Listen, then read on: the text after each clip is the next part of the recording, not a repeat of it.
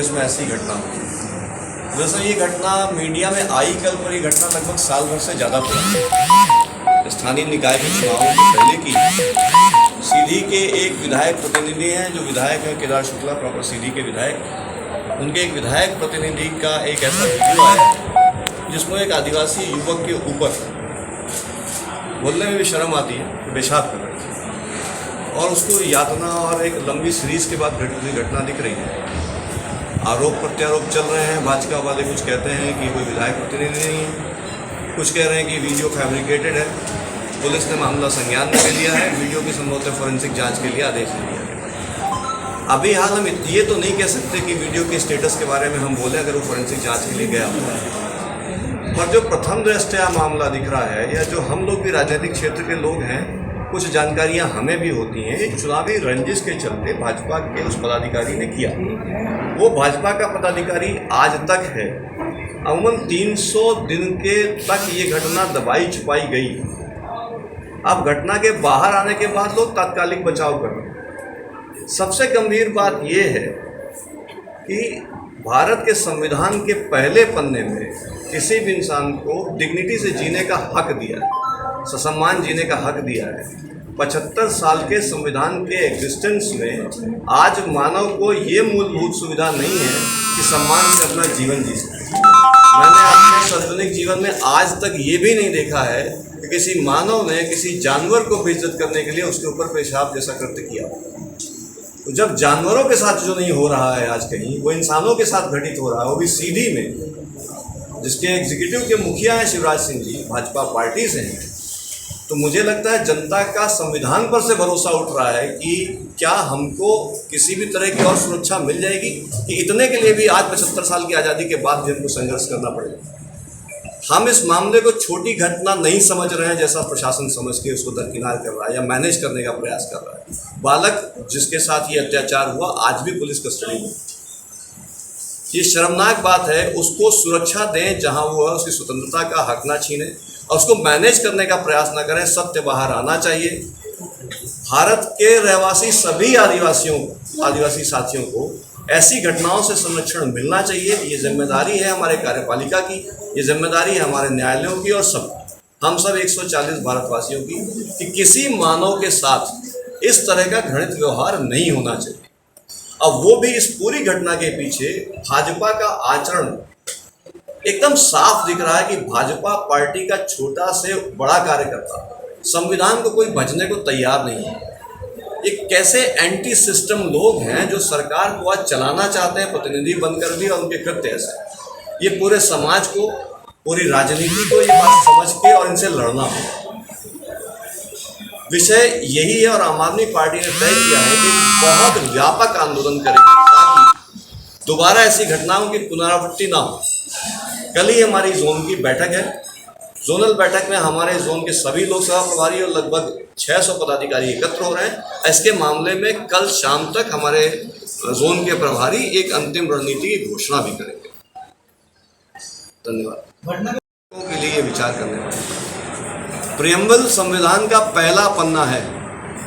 अगर आज 75 साल के प्रजातंत्र में पहला पन्ना संविधान का जनता के हक में काम करने में अक्षम है, तो सोचना पड़ेगा कि सरकारें कितनी लापरवाह हैं कि आज 75 साल में एक पन्ना नहीं पूरा कर पाए कि जनता के साथ निभा दें कि संविधान का एक पन्ना हमने इंश्योर कर दिया कि पूरा हो गया, आपको इससे संबंधित कोई तकलीफ नहीं। तो मतलब इस सरकार की मौजूदगी में संविधान एक शून्य जैसा फिगर है जो अलमारी में सजा के रखा हुआ है। इसका पालन ज़मीन तक बिल्कुल नहीं हो पा रहा। ये बहुत गंभीर बात है। ये आप सबको समझना पड़ेगा और मीडिया के साथियों को भी इस घटना को उस हिसाब से देखना पड़ेगा कि इसका आयाम कितना बड़ा है और कितनी दुखद है बुद्धिजीवी वर्ग के लिए या कार्यपालिका के लिए, और न्यायपालिका को भी संज्ञान लेना पड़ेगा। का आयाम इतना बड़ा है, इसको इतने छोटे खांचे में फिट कर देना बहुत दुर्भाग्यपूर्ण होगा। यहाँ बहुत लोग चिंता कर रहे हैं। अगर हिंदू जैसा अखबार लिख रहा है कि भारत में संविधान है कि नहीं, आज जनता ये सोचने में मजबूर है।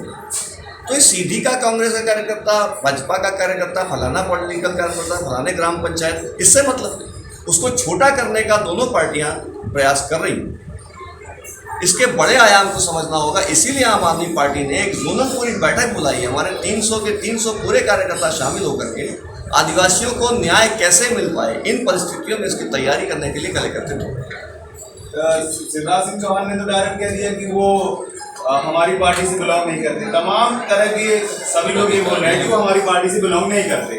लेकिन ये एक मानव की तरह क्यों लोग नहीं देख रहे? मानवता के नाते क्या आप इसे सही मानते हैं, गलत मानते हैं? देखिए, दुर्भाग्य यही है कि शिवराज सिंह मुख्यमंत्री होते हुए, कार्यपालिका के हेड होते हुए, संविधान का पालन हो इसके गारंटर हैं वो, ये होते हुए वे व्यक्ति इतनी बेशर्मी से ये बात कह रहा है। जबकि मेरे हिसाब से सीएम को अपना पद तत्काल छोड़ देना चाहिए कि मुझसे नहीं हो पाया, 20 सालों में सत्ता में रहने के बाद भी मैं जनता को संवैधानिक राइट्स इंश्योर नहीं कर पा रहा। बहुत बेहुदा और शर्मनाक बयान है। और जैसे वो हो गए, उनको संविधान इस मुद्दे में नहीं दिखा, उनको कानून नहीं दिखा, उनको कार्यपालिका नहीं दिखी, उनको न्यायपालिका नहीं दिखी, उनको मानवता नहीं दिखी।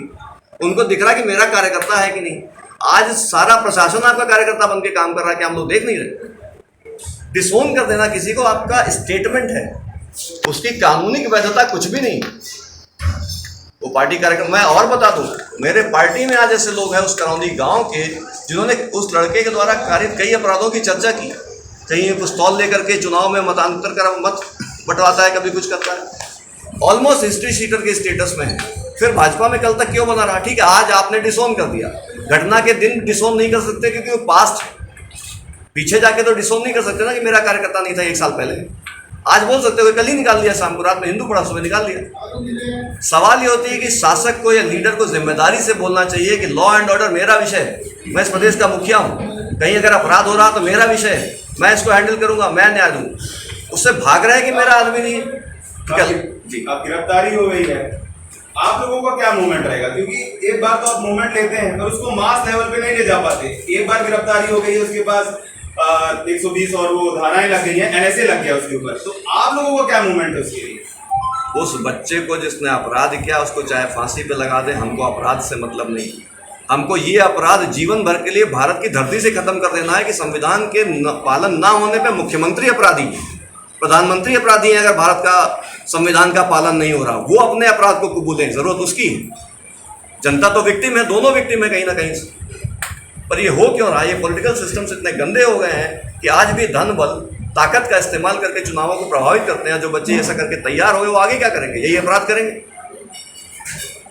तो आज जमीनी ताकतें मैनिपुलेट करके उनको राजनीतिक ताकतों का बनाया जाना, ये शासन की प्रवृत्ति है, उसको देखना पड़ेगा। इसको एक छोटा सा ब्लॉक में हुआ अपराध के रूप में देखना है। इस आदिवासियों के खिलाफ इतने बड़े अन्याय को छोटा कर देना, उनकी हकों को छोटा कर देने वाली बात। कहाँ से निर्देश मिलते होंगे, कहाँ से ऐसा कृत्य करने की ताकत और हिम्मत मिलती होगी, ये भी देखना पड़ेगा। अगर कहीं अपराध होता है तो संगठित अपराध बड़ा माना जाता है, तो हमेशा विवेचक अंतिम कड़ी तक पहुँचने का प्रयास करता है कि कड़ी की शुरुआत कहाँ से। ये तो अंतिम छोर है जो अपराध को घटित कर रहे हैं, पर कहाँ से ऐसी सोच डेवलप होती, यहाँ तक भी पहुँचना पड़ेगा। और मैंने हमेशा कहा था, अमेरिका के एक बहुत बड़े मानव न्याय के वादी थे मार्टिन लूथर किंग, वो कहते थे कि अपराध अगर एक जगह घटित हो रहा है तो पूरे समाज के लिए खतरा है कि वो कहीं भी दोबारा घटित हो सकता है। तो ये हिंदुस्तान में कभी भी कहीं भी घटित होगा, इसकी प्रवृत्ति को ही नष्ट करना पड़ेगा। इस संकल्प के साथ हम लोग खड़े होंगे।